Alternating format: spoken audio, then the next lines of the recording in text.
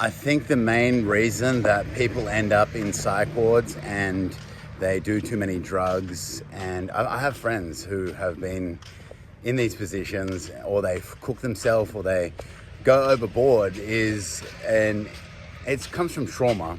They're trying to run away from some problem from childhood that they are not willing to look at, so it's pain, and so they're looking for an escape mechanism that will allow them to feel that they are in control or have some kind of freedom or artificial happiness, which they derive from the drugs that they're doing.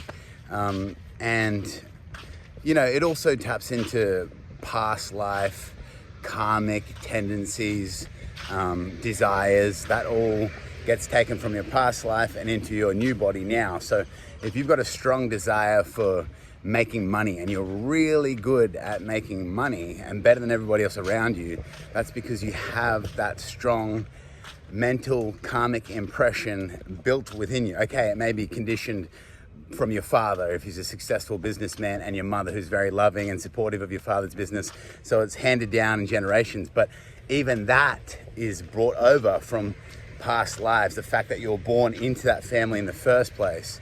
So anyway, we're going a bit off track here, but people end up on drugs, or they end up mentally unstable or ungrounded, or really at unease, a lot of panic attacks, and they live in a lot of fear because they're not willing to address painful emotions and to feel their feelings.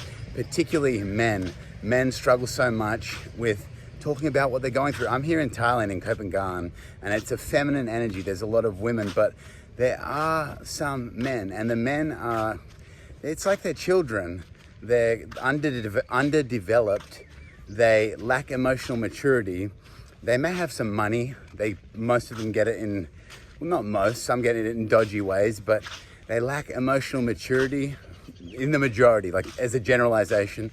They lack the ability to connect with their soul or to connect with their heart. They have no access to that dimension. They're still completely stuck in the head. They see someone who's confident as weak, where they're in the weak position.